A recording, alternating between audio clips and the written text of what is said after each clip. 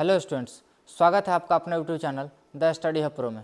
आज हम लोग देखेंगे थर्ड चैप्टर जो कि है आपका संख्याओं के साथ खेलना। क्या है? संख्याओं के साथ खेलना, प्लेइंग विथ नंबर। आज हम लोग इसका इंट्रोडक्शन पार्ट कवर करेंगे। क्या करेंगे? इंट्रोडक्शन पार्ट कवर करेंगे।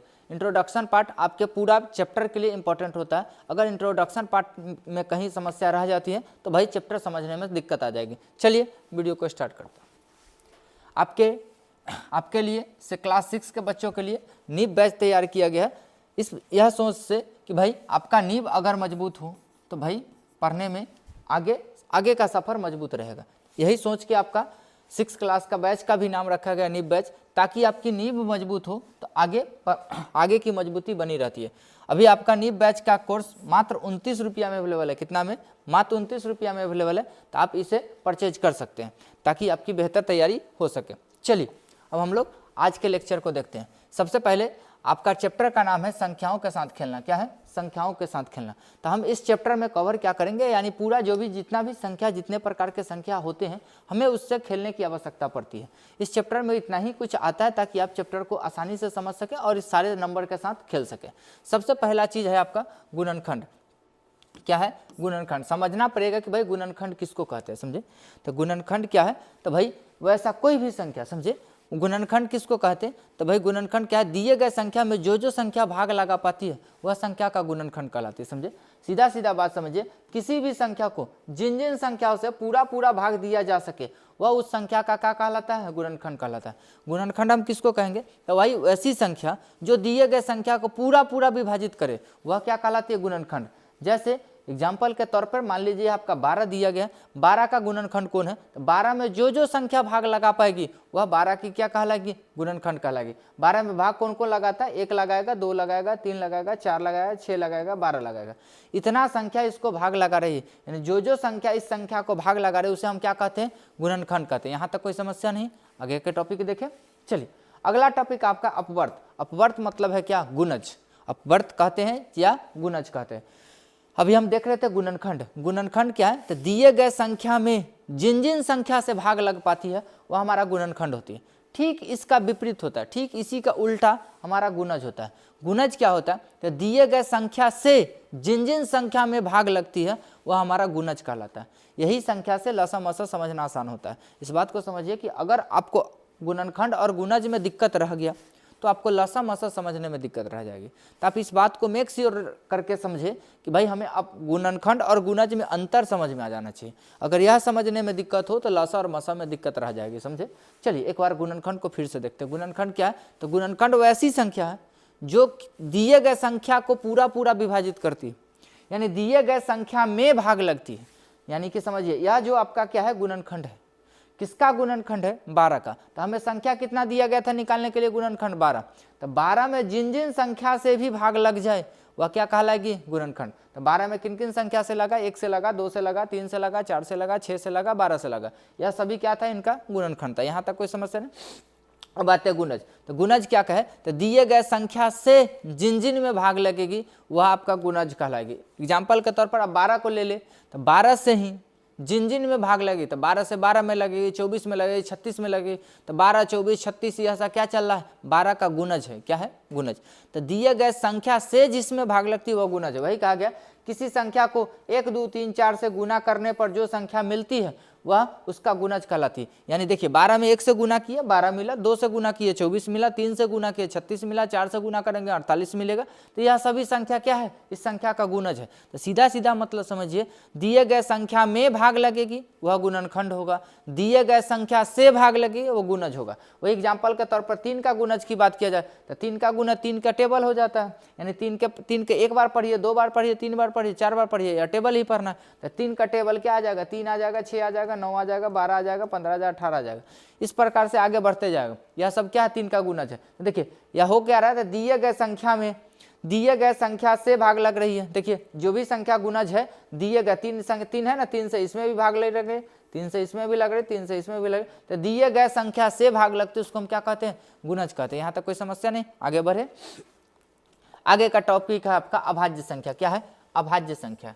अभाज्य संख्या किसको कहते हैं? तो भाई वैसी संख्या जिसका केवल 2 गुणनखंड संभव हो। क्या हो? केवल 2 गुणनखंड हो, वो भी 2 गुणनखंड कंडीशन के साथ। कौन कौन? तो एक होना चाहिए और अपने आप होना चाहिए। अगर ऐसी कोई भी संख्या है जिसमें 2 गुणनखंड, अभी हमने देखा गुणनखंड, गुणनखंड क्या था? जिससे भाग लगती है वह जिस संख्या में भाग लगती है वह क्या कहलाती है? गुणनखंड। दिए गए संख्या को जो जो भाग लगाएगा वह उसका गुणनखंड होगा। तो देखिए अभी क्या कहा गया, अभाज्य किसको कहते हैं? तो वैसी संख्या जिसमें केवल 2 गुणनखंड होना चाहिए, एक होना चाहिए और एक अपने आप होना चाहिए। वही 2 गुणनखंड अगर है तो वह संख्या अभाज्य कहलाएगी। वही कहा गया जिस संख्या को केवल 2 ही गुणनखंड हो, वैसी संख्या जिसमें कितने गुणनखंड हो? 2 गुणनखंड हो, वो भी कंडीशन है। कौन कौन? तो एक होना चाहिए या और वह संख्या स्वयं होना चाहिए, तो उस संख्या को हम क्या कहते हैं? अभाज्य कहते हैं। क्या कहते हैं? अभाज्य। अभाज्य क्या कहलाएगा? तो ऐसी संख्या जिसमें केवल 2 संख्याओं से भाग लगेगी, वह भी 2 संख्या कौन कौन होगी? तो एक होगी और दूसरा खुद होगी। अगर ऐसी कंडीशन को फॉलो करती है तो वह संख्या को अभाज्य संख्या कहेंगे। समझे? अब देखिए अभाज्य संख्या कहाँ से शुरू होती? तो सबसे छोटी अभाज्य संख्या क्या है? 2 है। 2 से शुरू होगी। एक ना तो अभाज्य संख्या है ना आपका भाज्य संख्या। कारण देख लीजिए, बहुत कंफ्यूजन है इसके साथ।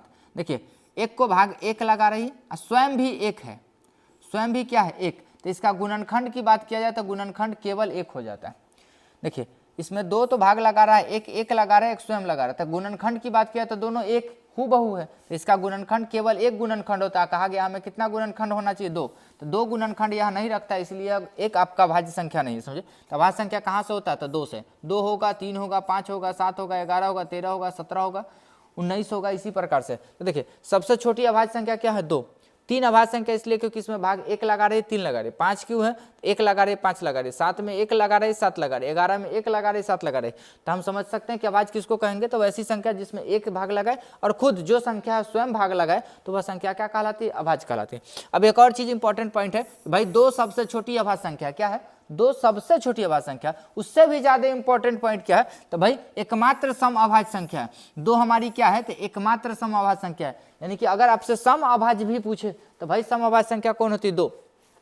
2 ही नहीं, पूरे संख्या पद्धति में केवल 2 ही ऐसी संख्या है जो सम भी है और अभाज्य भी है। सम अभाज्य किसको कहेंगे? तो वैसी संख्या जो सम भी हो और सम के साथ साथ अभाज्य भी हो, वह संख्या सम अभाज्य कहलाती है। समझे? तो भाई सम अभाज्य कौन होगी? तो भाई केवल इकलौता ऐसी 2 ही संख्या है जो आपको भाग लगाएगी। 2 है सो आपका सम और अभाज्य दोनों हो जाएगा। इसके अलावा अगर कोई अभाज्य होता है तो सम नहीं होगा, असम होता है तो अभाज्य नहीं होगा। तो पूरा संख्या पद्धति में केवल 2 ही ऐसी संख्या है जो आपका सम अभाज्य होती है, और 2 एक ऐसी संख्या है जो सबसे छोटी अभाज्य संख्या भी होती है। यहाँ तक कोई समस्या नहीं। यह आपका चार्ट दिया गया है प्राइम नंबर का 1 से लेकर 100 तक का चार्ट। इससे क्या फायदा? तो इससे इसको आप याद कर लीजिएगा, यह इस चार्ट को आप कहिएगा कि याद कर लेना है। क्यों? तो यहाँ से कभी कभार अगर आप नवोदय की तैयारी कर रहे हैं तो नवोदय की तैयारी में आपसे पूछा जाता है कि भाई 1 से लेकर 50 तक कितनी अभाज्य संख्या है। उसके बाद यह भी पूछेगा 1 से लेकर 25 तक में कितनी अभाज्य संख्या है। उसके बाद यह भी पूछे 1 से लेकर 100 तक में कितनी अभाज्य संख्या है। तो 1 से लेकर 100 तक में टोटल 25 अभाज्य संख्या होंगे, गिन सकते हैं। यहाँ देखिए 1 2 3 4 5 6 7 8, 8 से यह गिनिएगा, 8 3 24, 25 से ज़्यादा हो जाएगा। देख लीजिए टोटल 25 होती है शायद। चार्ट देख लीजिए, टोटल आपका जे आ जाए। आपसे यह कैलकुलेशन नवोदय में पूछी जाती है, 1 से लेकर 25 तक कितना, मतलब टेबल लीजिएगा, टेबल को गिनिएगा कितना है। समझे? क्योंकि 25 ही होनी चाहिए, क्योंकि हम गिन दिए इस प्रकार से 1 2 3 4 5 6 7 8 9 10 11 12 13 14 15 16 17 18 19 20 21 22 23 24 25 का है ना। भाई 1 से लेकर 100 तक कितना होता है? 25 होता है। आपसे नवोदय में 1 से लेकर 50 तक पूछते हैं, 1 से लेकर 25 तक पूछते हैं। तो अगर आपका बेसिक मजबूत है तो आप किसी भी कंपटीशन को एग्जाम को क्वालिफाइड कर सकते हैं। चलिए सब में यही रहता है। आगे देखिए, आगे क्या कहा गया है? आपका अगला टॉपिक है भाज्य संख्या। अभी हमने देखा अभाज्य, अभाज्य के बाद देखना पे क्या पड़ता है? आपका भाज्य। भाज्य को ही हम लोग यौगिक के नाम से जानते हैं। क्या जानते हैं? यौगिक। तो देखिए भाज्य क्या कहा गया था? वैसी संख्या जिसका केवल 2 गुणनखंड हो वह आपका भाज्य कहलाता है, अभाज्य कहलाता है। सॉरी, क्या कहलाता है? अभाज्य। भाज्य किसको कहते हैं? तो वैसी संख्या जिसका 2 से ज्यादा गुणनखंड हो वह क्या कहलाएगा? भाज्य। यानी उस संख्या में 2 से ज्यादा संख्या से भाग लगना चाहिए तो वह संख्या हमारा क्या हो जाती है? भाज्य। वही कहा गया जो संख्या 1 और स्वयं के अलावा किसी अन्य संख्या को से भी पूरी विभाजित हो उसे क्या कहते हैं? भाज्य संख्या कहते हैं। यानी 1 और अपने आप को छोड़ के अगला दूसरे भी संख्या कोई से भाग लगे, यानी 1 अपने आप मतलब 2 गुणनखंड, 2 से ज्यादा से भाग लगे मतलब 2 से ज्यादा संख्याओं का गुणनखंड होगा तो वह क्या कहला है? भाज्य। भाज्य की सबसे छोटी भाज्य संख्या क्या है? 4। 4 में देखिए भाग किस किस से लग रहा है? तो 4 में 1 से लग रहा है, 4 में 2 से लग रहा है, 4 में 4 से लग रहा है। तो यहाँ कितने संख्या भाग लगा रहे, 3। तो 2 से ज़्यादा अगर संख्या किसी में भी भाग लगाए वह भाज्य संख्या हो जाएगी। उसके बाद 6 है, 8 है, 9 है, 10 है, 12 है, 15 है, 18 है, 14 है, ये सब क्या है आपकी भाज्य संख्या। यहाँ तक कोई समस्या नहीं। आगे बढ़े। आगे का टॉपिक कहा गया सम संख्या। सम संख्या किसको कहते हैं, तो भाई वैसी संख्या जो 2 से पूरा पूरा विभाज्य हो वह सम संख्या कहलाती है। क्या कहा गया, जो संख्या 2 से पूरी पूरी विभाज्य हो उसे हम क्या कहते हैं, सम कहते हैं। एग्जाम्पल के तौर पे आपका 2, 4, 6, 8, 10, 12, 14 ये सब क्या है सम संख्या। इसको याद रखने का एक और तरीका है कि भाई सम कैसे पहचानेंगे, क्योंकि यहाँ छोटी संख्या है तो हम कह सकते हैं सम, लेकिन वही इस प्रकार से आपको बड़ी संख्या कह दिया जाए, इस प्रकार से दे दिया जाए संख्या, अब कहा जाए कि अब सम है कि विषम है, तो आप इस कंडीशन में इसको भाग लगाइए। कहा गया है कि 2 से पूरा पूरा विभाज्य होना चाहिए। अब इसको हम भाग लगाएंगे, जब भाग लगेगा तब बता पाएंगे कि यह 2 से भाग लग रही है कि नहीं लग रही। इसके लिए आपको याद करने का एक ट्रिक दिया गया कि भाई कैसे पता लगा सकते हैं कि संख्या हमारा 2 से भाग लगता है। तो कहा गया कि अंतिम अंक पे 0, 2, 4, 6, 8 अगर है तो सम है। सम इसलिए है क्योंकि यह 2 के आगे चल के पढ़ेंगे 2 के विभाज्यता के नियम। 2 के विभाज्यता का नियम यही कहलाता है कि वह ऐसी संख्या जिसके इकाई स्थान पर 0, 2, 4, 6, 8 है तो वह सम होती है। अगर वह सम 2 से विभाज्य होती है और जो 2 से विभाज्य है वह क्या है, सम है, तो हम उस नियम के आधार पर यहाँ सीधा सीधा कह सकते हैं यदि कोई ऐसी कोई भी संख्या जिसका अंतिम स्थान पे 0, 2, 4, 6, 8 में से कोई है तो वह सम है, यानी कि यह संख्या क्या था, सम था। यहाँ तक कोई समस्या नहीं। आगे चले। सम के बाद आपका है विषम। विषम किसको कहते हैं, तो वैसी संख्या जो 2 से भाग न लगे वह विषम कहलाती है। वही कहा गया जो संख्या 2 से पूरी पूरी विभाज्य नहीं होती उसे क्या कहते हैं, विषम। विषम को पहचानने का तरीका वही है जैसे वहाँ 0, 1, 2, 0 था, 2 था, 4 था, 6 था, 8 था, बच गया संख्या अंक में 1, 3, 5, 7, 9। अगर उसको छोड़ के यही सब बचता है तो यदि 1, 3, 5, 7, 9 अगर इकाई स्थान पे है तो क्या है आपका विषम संख्या। यहाँ तक कोई समस्या नहीं। आगे देखिए, आगे आपका अभाज्य गुण, twins prime number. Twins prime number क्या कहा गया, वे 2 अभाज्य संख्या जिसके बीच का अंतर 2 हो, यानी वैसी कोई भी अभाज्य संख्या जिसका बीच के अंतर अगर 2 है तो हम क्या कहेंगे, आपका ट्विंस प्राइम नंबर है। तो यहाँ इसीलिए हम इस पद्धति को दिए थे। यहाँ जो चार्ट दिया गया था, यहाँ देखिए जिसके बीच 2, इसके बीच 2 संख्या नहीं है, ये आपका ट्विंस प्राइम नहीं है। लेकिन इसको ध्यान से देखिए, 3, 5 को, 3, 5 के अंतर कितना है, 2। उसके बाद 5, 7 का अंतर कितना है, 2, तो यह सब ट्विंस प्राइम हो जाएगा। उसके बाद 11, 13 आपका क्या है, 2 अंतर का है, यह ट्विंस प्राइम हो जाएगा। उसके बाद देखिए 17, 19 क्या है, 2 अंतर है दोनों के बीच, तो यह क्या आ जाएगा, जुड़वाभाज्य संख्या आ जाएगा। इसमें कोई दिक्कत नहीं ना। चलिए, वही कहा गया ट्विंस प्राइम नंबर क्या है, इसको जुड़वाभाज्य संख्या भी कहते हैं, समझे। जुड़वाभाज्य संख्या क्या है, तो भाई वैसी संख्या जिनके बीच का अंतर 2 होता है तो यह ट्विंस प्राइम कहलाता है। या आपका एग्जांपल 3, 5 है, 5, 7 है, 11, 13, 17, 19, 29, 31, यह सब क्या है आपका ट्विंस प्राइम नंबर। यहाँ तक कोई दिक्कत नहीं है। चलिए आगे देखते हैं। आगे कहा गया भाई संपूर्ण संख्या। संपूर्ण संख्या क्या है, तो भाई वैसी संख्या जिनके सभी गुणनखंडों का योग अगर निकाले, संपूर्ण संख्या यानी कि परफेक्ट नंबर किसको कहते हैं, तो वैसी संख्या जिनके सभी गुणनखंडों का योग संख्या के 2 गुना हो तो वह आपका परफेक्ट नंबर कहलाता है। ध्यान से समझिएगा क्या है, क्या कहा गया है कि भाई वैसी संख्या जिनके सभी गुणनखंड निकाल लीजिए। यदि आप चेक करना चाहते हैं संख्या परफेक्ट नंबर है या नहीं है, तो उस संख्या का आप पूरा गुणनखंड निकालिए। जितना भी संख्या से भाग लग जाएगा वह सभी गुणनखंड को निकालिए, उस सभी गुणनखंड का योग कीजिए। यदि सभी गुणनखंडों का योग अगर संख्याओं के 2 गुना आ जाता है तो आपका परफेक्ट नंबर माना जाएगा, समझे। वही कहा गया कि भाई वह संख्या जिसके सभी गुणनखंडों का योग उस संख्या के 2 गुना के बराबर हो वह संपूर्ण संख्या कहलाती है, यानी परफेक्ट नंबर कहलाती है। एग्जाम्पल के तौर पर देखिए 6 एक अभाज्य संख्या है, संपूर्ण संख्या 6 क्या है, संपूर्ण संख्या। उसके बाद एक 28 है, इसके बाद एक 400 कुछ आता है, 400 शायद 84 होगा या ऐसी कुछ होगा, समझे। यह आपका परफेक्ट नंबर है। इसके बीच में परफेक्ट नंबर फिर नहीं बनता है, समझे। तो परफेक्ट नंबर बनने के लिए बहुत मिनिमम चांसेस है कि भाई परफेक्ट नंबर होगा। तो परफेक्ट नंबर आता है तो आप लंबे समय लगते हैं। अगर क्वेश्चन में भी कहीं आएगा तो हल्का फुल्का है तो उसका कैलकुलेशन हम करेंगे। अगर लंबी प्रक्रिया में है तो आप उसको आसानी से घर पे बैठ के फैक्टर तोड़िएगा, वहाँ चेक कीजिएगा कि भाई कौन कौन है। अगर सभी गुणनखंड को जोड़िएगा, जोड़ के अगर डबल आ जाए तो कहेंगे यह परफेक्ट नंबर है, अगर नहीं आए तो नहीं है। चलिए यहाँ देखिए 6 का गुणनखंड कौन कौन है, तो 1 है, 2 है, 3 है, 6 है। यहाँ तक कोई समस्या नहीं। 6 में यह सभी संख्या भाग लगा रही। अगर इसका सम निकाला जाए तो देखिए सम निकालिए, 6, 3, 9, 9, 2, 11, 11, 1, 12, कितना आता है 12। तो 12 6 का 2 गुना है ना, तो यह आपका परफेक्ट नंबर हो जाएगा। क्या हो जाएगा, परफेक्ट नंबर। यहाँ देखिए 28 के बाद किया गया, 28 आपका परफेक्ट नंबर होता है। 1, 2, 28 में कौन कौन भाग लगाता है, 1 लगाता है, 2 लगाता है, 4 लगाएगा, उसका 7 लगाएगा, उसका 14 लगाएगा, 28 लगाएगा। इस सभी संख्या को जोड़िए तो आता है 56। कितना आता है, 56। तो 56 देखिए 28 का 2 गुना है ना, यानी कि 28 आपका क्या है, परफेक्ट नंबर। यहाँ तक कोई समस्या नहीं। चल आगे बढ़ते हैं। आगे आपका टॉपिक है विभाज्यता का नियम, यानी कि रूल्स ऑफ डिविजिबिलिटी। क्या है? Rules of divisibility. डिविजिबिलिटी का रूल्स क्या है? यानी कि अभी तक हम देख रहे हैं चैप्टर का नाम ही क्या है, संख्याओं के साथ खेलना। यानी संख्या के साथ खेलने में जो जो तरीका चाहिए आपको वह सभी तरीका सीखना पड़ेगा, समझे। अभी तक हम संख्या को बारीकी से समझ रहे थे, कौन कौन संख्या कैसा है। अब यहाँ सम चिन्ह में हमें इसकी आवश्यकता पड़ी थी, दो के विभाज्यता के नियम के, समझे। उसी प्रकार से अगर आप और डीप में खेलने की कोशिश करेंगे तो आपको सभी संख्याओं की विभाज्यता की जरूरत पड़ेगी, समझे, ताकि हम आसानी से सिर्फ संख्या देखें और बता दें या कितने से भाग लग रहा है। तो खेलने का मतलब यही ना हुआ कि हम संख्या देखें, समझ जाए कि संख्या के साथ क्या हो रहा है। तो इस चैप्टर का नाम इसीलिए रखा गया संख्याओं के साथ खेलना, ताकि अगर इसको बारीकी से समझते हैं तो आपको कुछ ना कुछ इंटरेस्टिंग मजा आने लगेगा इस सब चैप्टर में, समझे। चलिए कोशिश किया जाता है कि भाई पूरा का पूरा समझ में आए, एकदम 100 में 100% आपको समझ में आए। चलिए देखिए, सबसे पहले दो के विभाज्यता के नियम समझते हैं। दो का विभाज्यता, पहली बात विभाज्यता के नियम की जरूरत हमें क्यों पड़ी। देखिए छोटा संख्या है तो हम भाग लगा के देख सकते हैं कि भाई यह भाग लग रहा है या नहीं लग रहा है, यहाँ तक कोई समस्या नहीं।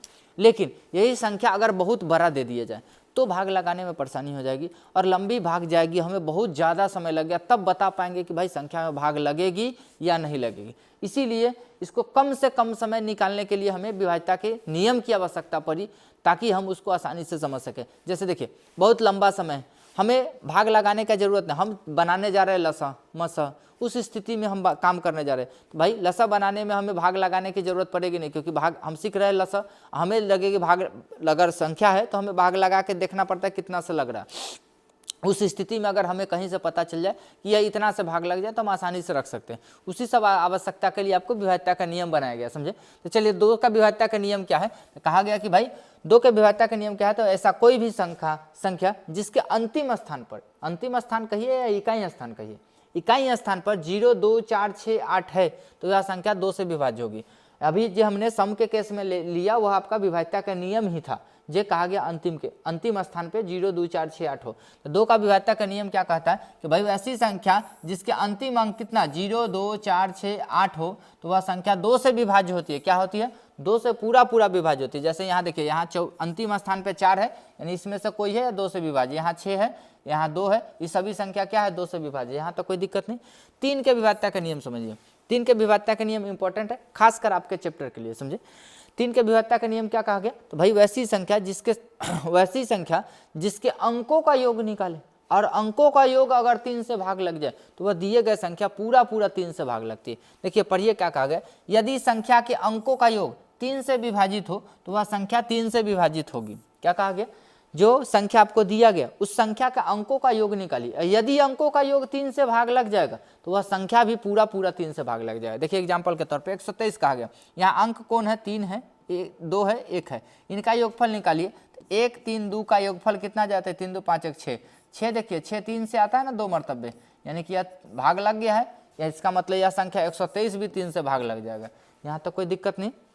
एग्जाम्पल के तौर पर और ले लीजिए, आपको अगर दिखना है तो आप कह सकते हैं 3, 5, 7 मान लीजिए। तो देखिए 7, 5, 12, 12, 3, 15, कितना आ गया है 15, 15 देखिए 15 3 से भाग लगता है ना, 15 3 से 5 मरतबे लगता है, यानी कि यह संख्या भी 3 से भाग लगी, यहाँ तो कोई समस्या नहीं। चलिए 3 के बाद देखते हैं हम 4 का विभाज्यता का नियम। किसका? 4 का विभाज्यता का नियम। 4 के विभाज्यता का नियम क्या कहता है कि भाई वैसी संख्या जिसके अंतिम के 2 अंक, 2 में क्या था अंतिम का अंक था, और 4 में क्या है अंतिम का 2 अंक, अंतिम का 2 अंक अगर 4 से भाग लगता है तो वह संख्या पूरा 4 से भाग लगेगा। वही कहा गया, यदि संख्या के अंतिम का 2 अंक 4 से विभाज्य हो तो पूरी विभाज्य होगी। यहाँ से एक और चीज लिखिएगा, अंतिम का 2 अंक या साथ में यहाँ रहने दीजिए, लिखिए या अंतिम का 2 अंक शून्य हो। क्या हो? शून्य हो। क्या कंडीशन है, यदि अंतिम का 2 अंक 4 से भाग लगे फिर भी वह 4 से विभाज्य है, अगर अंतिम का 2 अंक 0 है फिर भी वह 2 से विभाज्य है। समझे क्या कहता नियम कि भाई वैसी संख्या जिसके अंतिम का 2 अंक 4 से भाग लगे तो वह पूरा संख्या, कितना भी बड़ी संख्या हो हमको उससे कोई मतलब नहीं, अंतिम का 2 अंक अगर 4 से भाग लग जाती है तो पूरा संख्या 4 से भाग लग जाए।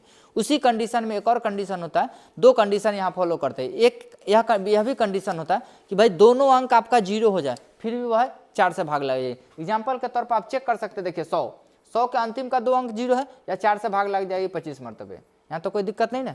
तो भाई दो कंडीशन आते हैं इसमें, एक अंतिम का 2 अंक भाग लगना चाहिए। यहाँ देखिए अंतिम का 2 अंक कितना था 16, 16 4 के पहाड़ा में आता है, यानी कि 316 पूरा पूरा विभाज्य होगा। इसके बाद भी हम कुछ भी लिखते और भी बढ़ा देते फिर भी यह संख्या 4 से भाग लगती है, यहाँ तक कोई समस्या नहीं।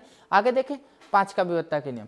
5 का विविधता के नियम क्या कहा गया, तो भाई वैसी संख्या जिसके इकाई स्थान पे यानी अंतिम स्थान पे 0 या 5 होना चाहिए। क्या होना चाहिए, 0 5। यदि वैसी कोई भी संख्या हो जिसके इकाई स्थान पर 0 या 5 है तो वह संख्या 5 से विभाज्य होगी। यहाँ तक कोई दिक्कत नहीं, यानी कि आपको सिर्फ और सिर्फ जैसे 2 में अंतिम अंक देखते थे 5 में भी अंतिम अंक देखना था, बस फर्क क्या है, वहाँ 2 4 6 8 0 देखते थे, यहाँ क्या देखना, सिर्फ 0 और सिर्फ 5, यही 2 संख्या होना चाहिए। देखिए एग्जाम्पल के तौर पे यहाँ रखा गया 5 है या 0 है, यानी कि 0 और 5 होगा तो यह भाग लगे, यह भी भाग लगे, यह भी भाग लगे।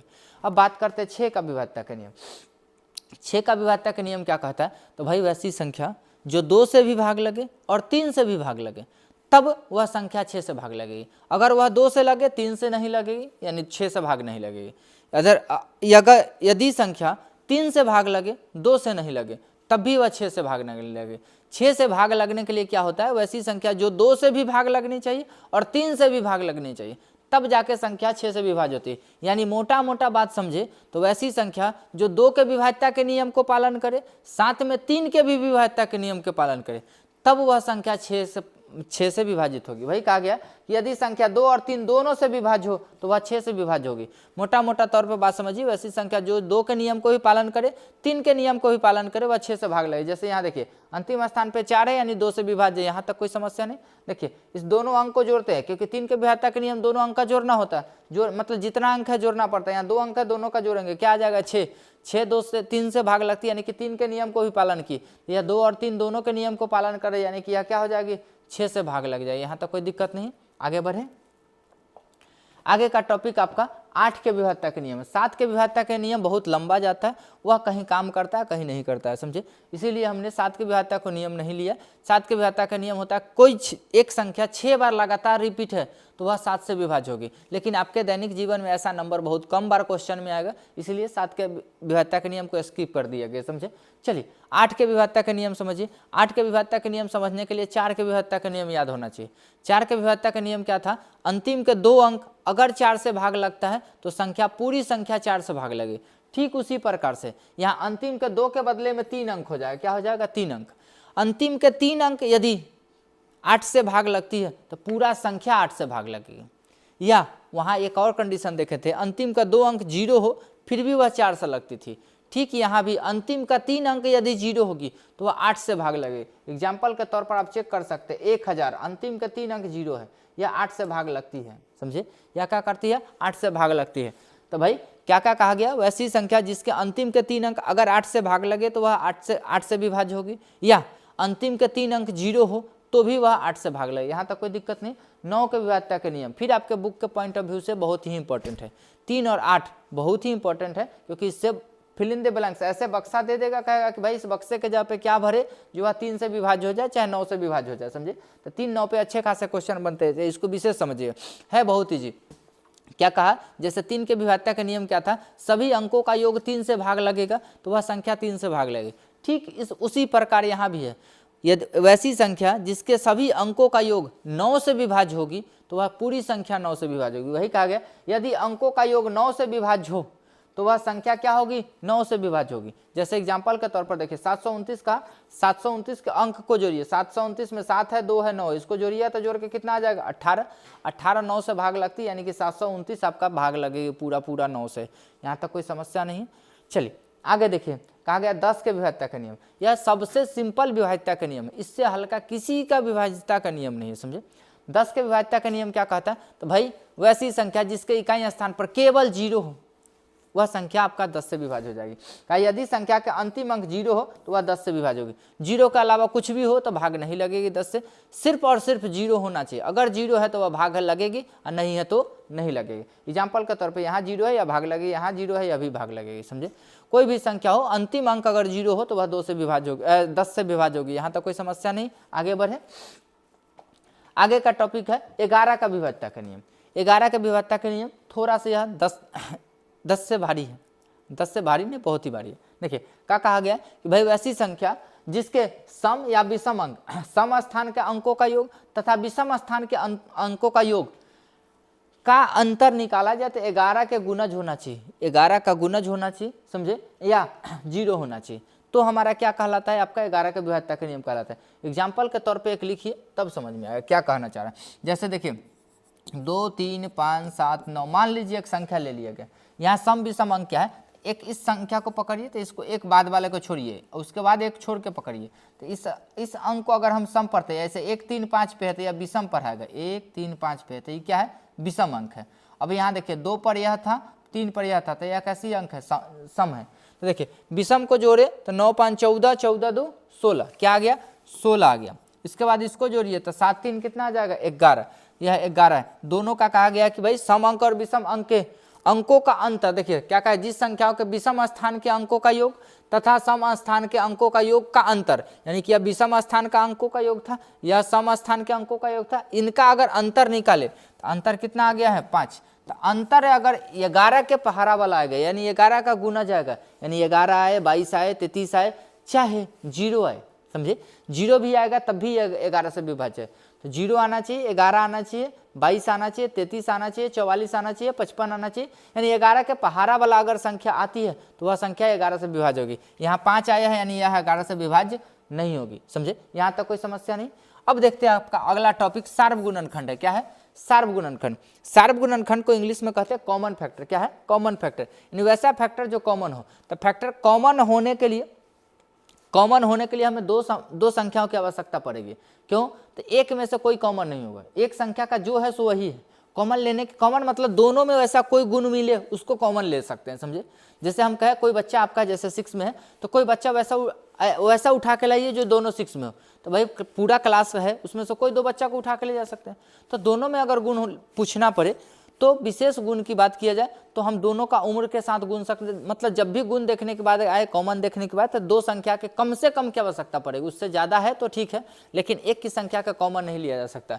तो सार्वगुणनखंड होने के लिए भाई कम से कम 2 संख्या चाहिए। वह कहा गया 2 या 2 से अधिक संख्याओं का सार्वगुणनखंड वह संख्या होती है जो सभी संख्याओं को पूरी विभाजित करे, यानी वैसी संख्या होती है जो सभी संख्याओं को पूरा विभाजित करे, वह आपका सार्वगुणनखंड होती है। तो पहली बात तो गुणनखंड समझ गए थे, गुणनखंड वह बला थी जो दिए गए सभी संख्याओं से भाग लगती थी, समझे। तो भाई देखिए यह सब गुणनखंड है, दिए गए सभी संख्याओं में भाग लग रही है, दिए गए सभी संख्याओं से इसमें भाग लग रही है, तो आपका गुणनखंड कहलाएगा। तो देखिए यह आपका एक गुणनखंड रहा, यह 12 के लिए गुणनखंड दिया गया, आपका 18 के लिए गुणनखंड दिया। तो सार्व का मतलब होता है दोनों में कॉमन। तो देखिए यहाँ दोनों में कॉमन कौन कौन आ रहा था, दोनों में कॉमन 1 आ रहा है, उसके बाद 2 आ रहा है, उसके बाद 3 आ रहा है, उसके बाद 6 आ रहा है। क्या आ रहा है, 6 आ रहा है। उसके बाद 12 नहीं आ रहा है, उसके बाद आपका वह 12 का चला था, तो इसके आगे इसी प्रकार से चलेगा, समझे। तो आपका जो कॉमन आया वह क्या कहला है, सार्वगुणनखंड। तो कॉमन कौन कौन आया, 1 आया है, उसके बाद 2 आया है, 3 आया, 6 आया, इसी प्रकार आगे चलता तो और भी संख्या कोई हो सकती थी, जैसे 36 हो जाएगी शायद, 12 दूना 36, 12 तिया 36, 18 दूना 36, 36 देखने को मिली। तो यह इसका क्या आ जाएगा, सार्वगुणनखंड आ जाएगा। सार्वगुणनखंड क्या है, तो भाई दोनों संख्याओं का गुणनखंड निकालेंगे, दोनों संख्या में जो चीज कॉमन निकल रही है उसी को क्या कहते हैं, सार्वगुणनखंड कहते हैं। क्या कहते हैं, सार्वगुणनखंड। यहाँ तो कोई दिक्कत नहीं। चलिए आगे देखते हैं, आगे का टॉपिक क्या है। आगे का टॉपिक है आपका सहभाज्य संख्या। क्या है, सहभाज्य संख्या। तो सहभाज्य किसको कहते हैं, तो भाई वैसी संख्या जिसका वैसी सहभाज्य के लिए भी हमें 2 संख्याओं की जरूरत पड़ेगी, समझे। तो सहभाज्य किसको कहेंगे, तो कोई भी वैसी 2 संख्या जिसका सार्वगुणनखंड 1 हो। अगर आगे चल के यही चीज 10th में पढ़िएगा तो पढ़ाया जाता है कि भाई वैसी संख्या जिसका मौसा, वैसी 2 संख्या जिसका मौसा 1 हो, वह संख्या आपका सहभाज्य कहलाती है। यहाँ आपके लिए गुणनखंड समझना आसान है, तो आप गुणनखंड से समझिए कि भाई 2 संख्या जिनका सार्वगुणनखंड क्या होना चाहिए, 1 होना चाहिए। यानी कि दोनों का अगर सार्वगुणनखंड निकाले तो हमें 1 आना चाहिए। देखिए अभी जो सार्वगुणनखंड निकाले, 1 सभी संख्याओं का सार्वगुणनखंड आएगा, लेकिन इसके बाद नहीं आना चाहिए। अगर इसके बाद कहीं कोई आ रहा है तो वह आपका सहभाज्य नहीं है। क्या है, सहभाज्य नहीं। केवल वैसी आना चाहिए जिसका सिर्फ और सिर्फ 1 आना चाहिए। तो 1 तो सभी संख्या को निकालती है, सभी संख्या में लगाती है भाग, तो 1 तो सभी संख्याओं का कॉमन हो सकता है, समझे, लेकिन उसके अलावा नहीं होना चाहिए, समझे। तो भाई क्या कहा गया, सहभाज्य किसको कहते हैं, तो भाई वैसी संख्या जिनका सार्व गुणनखंड एक हो उन्हें क्या कहते हैं, सहभाज्य कहते हैं। क्या कहते हैं, सहभाज्य। जैसे 8 और 15 का बात किया जाए तो 8 और 15 के निकालिए, एक निकाल के दिखा देते हैं। 8 का अगर बात किया जाए तो 8 में 1 होता है, 2 होता है, उसके बाद 4 होता है, 4 के बाद आपका 8 होता है। इसका बात किया जाए 8 के बाद कितना, 15। 15 की बात किया जाए तो 15 में 1 होता है, 3 होता है, 5 होता है। देखिए यहाँ सार्व में कौन है, केवल 1 है, तो यह क्या आ जाएगा आपका, सहभाज्य आ जाएगा। यहाँ तो कोई तकलीफ नहीं है। चलिए आगे देखते हैं सार्व गुणज क्या। तो सार्व का मतलब समझ में आया, कॉमन होता है, और गुणज का मतलब आप गुणज लिखिए। तो देखिए एग्जाम्पल समझिए, आसानी से समझ में आया, बाद बाकी परिभाषा तो हम पढ़ ही देंगे। देखिए क्या कहा गया, 4 और 6 का आपका सार्व गुणज निकाला गया था। 4 का गुणज निकालिए, तो 4 का गुणज मतलब 4 का पहाड़ा लिखेंगे। 6 का गुणज मतलब 6 का पहाड़ा लिखेंगे। तो यह 4 का पहाड़ा लिखा गया था या 6 का पहाड़ा लिखा गया, यहाँ तक कोई दिक्कत नहीं। अब सार्व गुणज का है, सार्व मतलब कॉमन, दोनों में कॉमन आना चाहिए। वैसा देखिए कौन कौन कॉमन आ रहा है, तो देखिए 12 कॉमन आ रहा है, उसके बाद देखिए 12 के बाद आपका 24 कॉमन आ रहा है, इसके बाद क्या कॉमन आएगा, तो इसके बाद पहाड़ा बढ़िए, 12 आया है, 24 आया, इसके बाद 36 आएगा, समझे। यानी जो कॉमन है यही इसी का टेबल आएगा, समझे। तो कहा गया कि भाई सार्व गुणज क्या कहते हैं, तो 2 या 2 से अधिक संख्याओं का वे गुणज जो उन सभी संख्याओं में समान होते हैं उन्हें हम क्या कहते हैं, सार्व गुणज कहते हैं। देखिए वैसा गुणज जो दोनों में समान है उसको क्या कहते हैं, सार्व गुणज। तो इसमें क्या है, 12 या 24 है। अगर और आगे पूछता है, यानी कहता 5 सार्व गुणज लिखे, तो हम 12 24 आया, यानी 12 के पहाड़ा ही आएगा, यानी 12 24 12 13 36 12 चौक 48 12 50 60, इसी प्रकार से आएगा। तो हम इस प्रकार से आगे लिख सकते हैं, समझे, यहाँ तक कोई समस्या नहीं है। चलिए आगे देखते हैं। आगे कहा गया कि भाई महत्तम समावर्तक, महत्तम समावर्तक का है, इसी को हम लोग एचसीएफ कहते हैं, हाईएस्ट कॉमन फैक्टर कहते हैं। इसी को हम लोग जीसीडी भी कहते हैं, ग्रेटेस्ट कॉमन डिवीजर है, समझे, यहाँ तक कोई समस्या नहीं।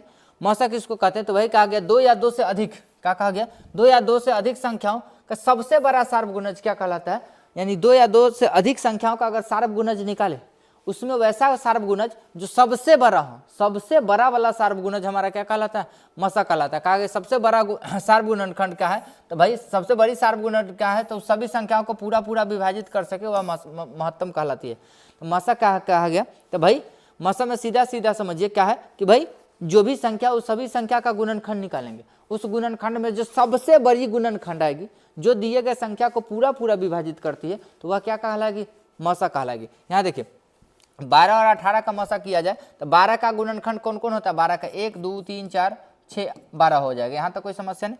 18 का बात किया जाए तो 1 2 3 6 9 18 हो जाएगा। अब इसमें कौन कौन सार्व गुणज है, तो सार्व गुणनखंड है, तो 1 है आपका, 1 के बाद 2 है, 2 के बाद 3 है, 3 के बाद आपका 6 है, 6 के बाद बात किया जाए तो अभी नहीं है, 6 के बाद क्या है, नहीं है। तो इसमें हमारा सार्व गुणज क्या है, 1 2 3 6 आया। अब इसमें सबसे महत्तम गुणज क्या है, तो सबसे महत्तम कितना, 6, तो ये आपका क्या आ जाएगा, मसा आ जाएगा, क्या आ जाएगा, मसा। तो क्या कहा गया, जिसका आप मसा निकालना चाहते हो उसका गुणज निकालिए, वो भी कैसा गुणनखंड निकालिए, तो सार्व गुणनखंड निकालिए। सार्व गुणनखंड में जो सबसे बड़ी गुणनखंड होगी ना, जो सबसे बड़ी सार्व गुणनखंड होगी वो आपका क्या कहलाएगी, मसा कहलाएगी। वो इसीलिए उसको कहते हैं महत्तम समावर्तक है, समझे। चलिए अगला टॉपिक आपका लसा होगा, क्या होगा, लसा, यानी कि लघुत्तम समावर्त होगा।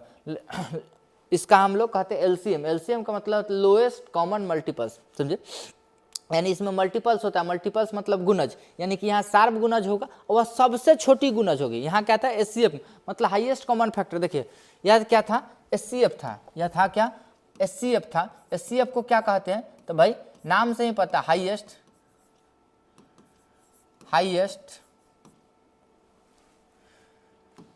सॉरी यह है highest, GHEST, highest common factor. Factor मतलब क्या था, गुणनखंड, कॉमन मतलब सार्व, यानी सार्व गुणन कैसा चाहिए, हाईएस्ट वाला, सबसे बड़ी वाला सार्व गुणन चाहिए। यह आपका इंग्लिश नेम में ही कहा था। उसी प्रकार से एलसीएम है, एलसीएम का होता है लोएस्ट कॉमन मल्टीपल्स। क्या होता है, मल्टीपल्स को ही हम लोग क्या कहते हैं, गुणज कहते हैं। क्या कहते हैं, गुणज। कॉमन मतलब सार्व, यानी कि हमें सार्व गुणज निकालनी पड़ेगी और सबसे छोटी वाली सार्व गुणज क्या कहलाएगी, लसा कहलाएगी। तो वही कहा है 2 या 2 से अधिक संख्याओं का सबसे छोटा सार्व गुणज जो उन संख्याओं से पूरी पूरी विभाज्य हो तो उसे क्या कहते हैं, लघुत्तम समवर्तक। यानी सबसे छोटी गुणज होनी चाहिए और जो उन संख्याओं से क्या होनी चाहिए, विभाज्य होना चाहिए, उसको हम लोग क्या कहते हैं, लसा कहते हैं। तो देखिए 4 और 6 का लसा की बात किया जाए तो 4 का गुणज क्या है, तो 4 का गुना 4 6 4 8 12 16 20 4 यानी 4 का टेबल पढ़ेंगे आ जाएगा। 6 का गुणज की बात किया जाए तो 6 का टेबल पढ़ेंगे गुणज आ जाएगा। अब हमें इसमें चाहिए क्या, सार्व गुणज। सार्व गुणज की बात किया जाए तो सार्व गुणज क्या आ जाएगा, 12 आ जाएगा। 12 के बाद आपका 24 आएगा, यहाँ 24 था, ये आपका 24 आएगा। इसी प्रकार से आएगा 12 का पहाड़ा, 12 24 बात है 36, इसी प्रकार से आएगा। तो इसमें सबसे छोटा कौन है, 12। तो सबसे छोटा कौन है, 12 है। तो 12 इसका क्या आ जाएगा, एलसीएम आ जाएगा। क्या आ जाएगा, एलसीएम आ जाएगा। यहाँ तक कोई दिक्कत नहीं। चलिए अब बात करते हैं एलसीएम तथा एचसीएफ के संबंध के बारे में। क्या है, एलसीएम एचसीएफ एक संबंध रखता है उसके बारे में, क्योंकि इससे आपको क्वेश्चन पूछे जाते हैं।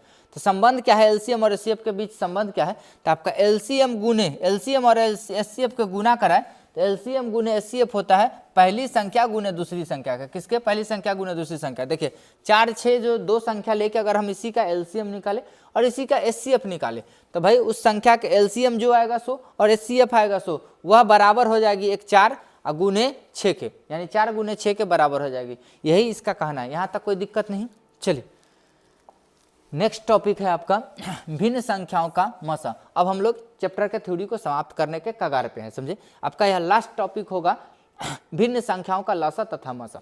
यह आपके चैप्टर का लास्ट टॉपिक है। फिर उसके बाद हम लोग क्वेश्चन की तरफ चलेंगे। देखिए क्या कहा गया, भिन्न संख्याओं का मसा। भिन्न संख्याओं का मसा क्या होता है, तो भाई जिस संख्या का आप मसा निकालना चाहते हैं, भिन्न संख्या का आप मसा निकालिए चाहे लसा निकालिए, दोनों का फिक्स पैटर्न चलता है। क्या है, भिन्न संख्याओं का मसा अगर निकालते हैं तो मसा बराबर होता है, भिन्न संख्याओं का मसा बराबर होता है अंशों का मसा बटा हरों का लसा। चलता क्या है, तो भाई यहाँ होता क्या है, अगर आप भिन्न संख्या का क्या निकालना चाह रहे हैं, मसा निकालना चाह रहे हैं। क्या हम चाह क्या रहे हैं, तो मसा निकाले किसका, भिन्न संख्या का। तो भिन्न संख्या आपको पता है किस प्रकार से होता है, अंश बटा हर होता है। क्या होता है, अंश बटा हर, ऊपर अंश है नीचे हर है। तो भाई भिन्न संख्या का अगर मसा निकालना, यानी जिस संख्या का आप मसा निकालना चाह रहे हैं, भिन्न किसी भी भिन्न संख्या का मसा निकालना चाह रहे हैं, तो जिसका मसा अगर आप मसा निकालिएगा तो अंश का मसा हो जाएगा। ऊपर अंश का क्या हो जाएगा, ऊपर जो अंश है अंश का मसा होगा। जब ऊपर मसा हुआ है तो नीचे लसा होगा। क्या होगा, लसा। तो हरों का लसा हो जाएगा, यानी हरों का लसा हो जाएगा। क्या हो जाएगा, लसा। मोटा मोटा बात समझिए क्या है, अगर आप मसा निकाल रहे हैं, भिन्न संख्या का आप मसा निकाले तो जिसका अगर मसा निकालिए तो ऊपर वाला का मसा होगा, नीचे वाला का लसा होगा। अगर लसा निकालिए तो ऊपर वाला का लसा होगा, नीचे वाला का मसा होगा। यानी आप मसा चाहे लसा जो कीजिए, ऊपर वाला को वही काम होना है, नीचे वाला उसके ठीक विपरीत होगा। देखिए वही कहा गया कि भाई भिन्न संख्या का मसा निकाल रहे हैं तो भिन्न संख्या का मसा में क्या हो जाएगा, ऊपर वाले यानी अंशों का मसा होगा, नीचे वाले का लसा होगा, यानी कि अंशों का मसा और हरों का लसा हो जाएगा। ठीक, देखिए हमको कहा गया भिन्न संख्याओं का लसा निकालने के लिए, तो भिन्न संख्या का लसा निकालने जाएंगे तो ऊपर वाला का लसा होगा, नीचे वाला का मसा होगा। तो हम भिन्न संख्या में जब भी लसा या मसा की बात करेंगे तो अगर लसा करेंगे तो ऊपर वाला का लसा होगा, नीचे वाला का मसा होगा, समझे। यानी ऊपर जो जो संख्या दिया गया सभी संख्याओं का एलसीएम निकालेंगे और नीचे जो जो संख्या दिया गया वो सभी संख्या का एचसीएफ निकालेंगे, तो उससे हमें क्या निकलेगा, भिन्न संख्या का लसा निकलेगा। और बात करते हैं भिन्न संख्या की मसा का, तो जो ऊपर अंश में जो जो संख्या दिया गया उसका हम मसा निकालेंगे, हर में जो जो संख्या दिया गया उसका क्या करेंगे, लसा निकालेंगे और इसका भागफल निकाल देंगे। यह क्या आ जाएगा, लसा मसा आ जाएगा। यहाँ तक कोई समस्या नहीं। चैप्टर में आपका इतना ही था, समझे। आपके चैप्टर में थ्योरी पोर्शन में इतना ही था। आपका पूरा थ्योरी का पैनल पीडीएफ आपके हमारे एप्लीकेशन पे अवेलेबल होता है, तो आप हमारे एप्लीकेशन को इंस्टॉल नहीं किए तो अभी इंस्टॉल कर लें, समझे, ताकि पूरे चीज़ का आपका पूरा थ्योरी का आपका टाइपिंग हो, हैंड रिटन हो, सभी थ्योरी का आपका नोट्स आपके एप्लीकेशन पे अवेलेबल होता है। तो आप अगर आपके पास एप्लीकेशन नहीं है तो इंस्टॉल कर ले ताकि आपको इसका लाभ मिल सके। अगर एप्लीकेशन इंस्टॉलेशन में कहीं भी दिक्कत आती है तो आप हमें व्हाट्सअप कर सकते हैं, हमारी टीम आपको हेल्प करने की पूरी कोशिश करेगी। बस चैप्टर में इतना ही था, फिर मिलेंगे एक्सरसाइज के साथ। वीडियो देखने के लिए धन्यवाद।